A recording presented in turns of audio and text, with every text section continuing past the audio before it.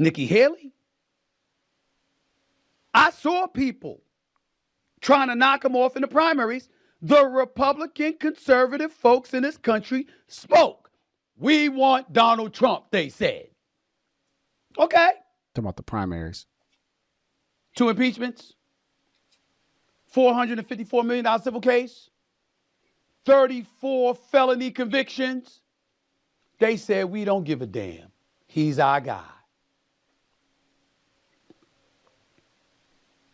Did we really get to make that choice about Joe Biden? What about Joe? Yes. We didn't. Because there was no primary. Oh. Perhaps if there was competition, perhaps if he had to compete for the position, and we heard other voices emanating from the Democratic side, from the left side, from the progressive side, we would have felt better. Let me speed this up. But the road was paved for Joe Biden to cakewalk to the Democratic convention to be the official Democratic nominee until he showed up for a debate on June 27th. And got slaughtered. And all hell broke loose thereafter. Had it not been for that, all we would have been doing was talking. But he still would have showed up in Chicago. It's the same thing you guys are going to be doing when Kamala Harris gets destroyed in a debate as well. Week from now for the Democratic National Convention and pushed in as the Democratic nominee. Wait a minute. If that's the case, what's right about that? Now, you Kamala Harris, let me say this. I'm not saying this to malign you. I'm saying this because I believe in you. What are you saying? I believe you show up on a debate stage against Donald Trump and you'll do your thing. Mm-hmm. That sister will come out in you and you'll be ready. As you Don't nobody care about the sister. The sister in her doesn't matter. That doesn't make you a winner. You got to know what you are talking about. You have to be passionate about it. She doesn't know because she's flip-flopping. She don't even know what she should stand on, how she should stand on it. I don't care about the sister in her if she's wrong. You stated eloquently during your first press conference as a presumptive nominee, I know Donald Trump's type. So you can handle your business. It's not a courtroom. I believe. Do you believe? What's up? This strategy that everybody's invoking. Let's not say anything. I'm not saying the strategy wasn't good to this point. But remember, I was the one that said a year ago, we needed a new president for the next election. Joe Biden can't be the guy. And the Democratic machine. Y'all waited about 8. The Democratic machine told you who they wanted as the candidate, even though the candidate got 0 votes in the primary. And what did y'all do? Y'all still went along with it like sheep. Months, but everybody found out I was right. And I'm telling you now, Vice President Harris, this strategy that is working, that has you up in the polls, where you showing up at rallies and that's pretty much press conferences and interviews, that is not going to fly for much longer. Stop it right here. Stop it right here. So finally, this is why I think like Stephen A is he just straddling the fence too much. Very true. So your strategy of not talking to the press and going to pep rallies, it's starting to wear out. People are done with the new news. I've already covered this, right? All the events that have happened up until this point when it comes to Kamala Harris and this whole political landscape from Trump even getting assassinated, right? Assassination attempt. People are ready to see more of what Kamala Harris can do.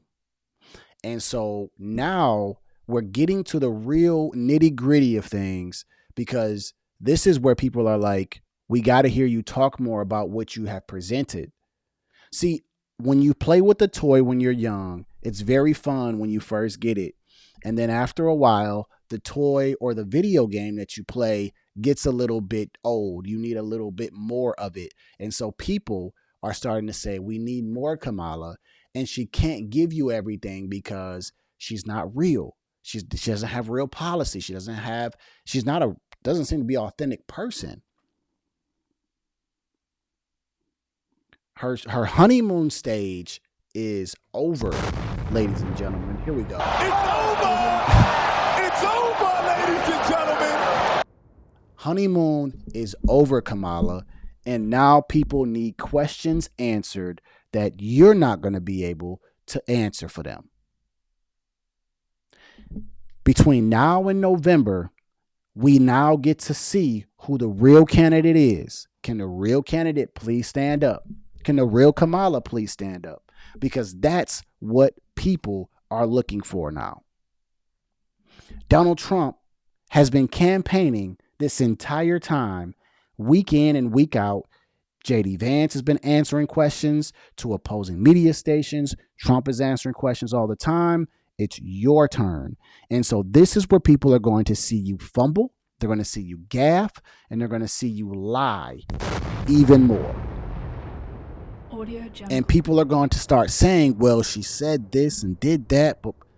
And this is where the real fight begins. See, the fight didn't begin when Joe Biden got knocked out of the race. The fight begins right now. She was pressured into a CNN interview, which she didn't do that well. Even the panel right after CNN was like, it didn't really move the ball forward, but it was something. Oh, really? So you mean to tell me it wasn't a great interview? Because if she knocked it out the park, you guys would have said, this was a great interview. What are the Republicans talking about that she can't do this and that? And then you had Tim Walz next to you. I know. Some of you guys got new information that other presidential candidates have sat down with their running mate. True. But when you have the pressure that Kamala Harris has, you have to answer. And she's not answering right now. She's not. So now the CNN interview was her first challenge. She was pressured into doing it because she avoided it. The Democratic machine didn't want her talking. Now it's September 10th. And guess what? This is where we get to really see Kamala Harris go to work without notes. Okay?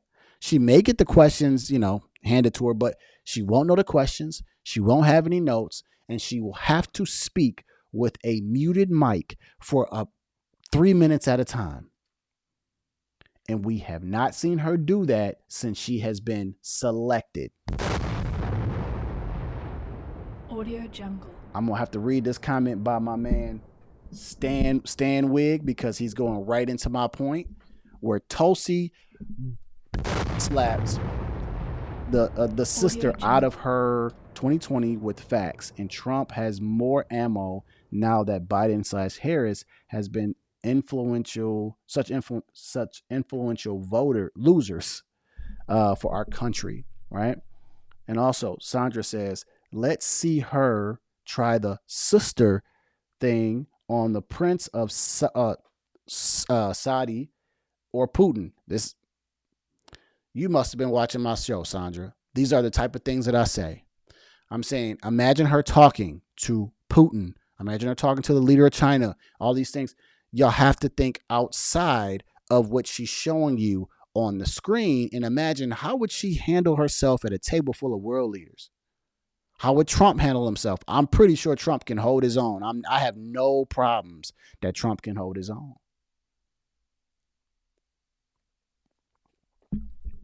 The pressure is on for Kamala. Let's just look at it from competitive standpoint. Do y'all notice the pressure isn't on Trump? Right? Trump set the debate and said, hey, as soon as she was the nominee, he waited a couple of days. He said, hey, I got 3 debates that I want to do. Here are the dates. Here are the stations. He's setting the tone for this election. And he's putting the pressure on Kamala Harris, him and JD Vance, because they're like, hey, you guys aren't taking questions. Had they not done that, we probably wouldn't be talking about it on CNN. Now she has to take an interview.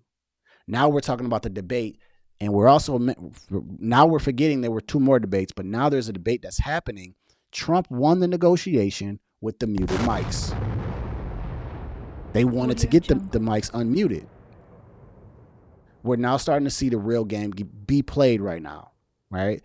I think right now we're in the beginning of the 4th quarter.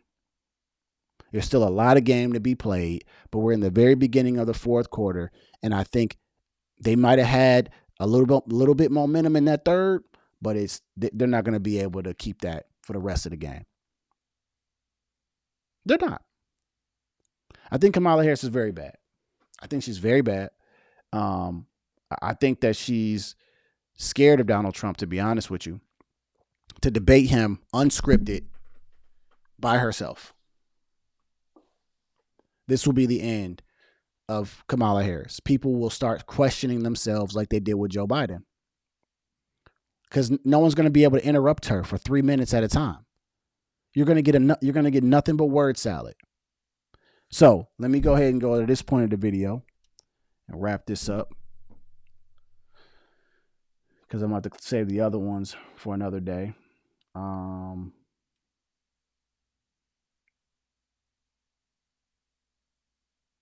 I'll just go to this one real quick. So I'll let Stephen A. cook from 20 minutes on out. Oh, come on.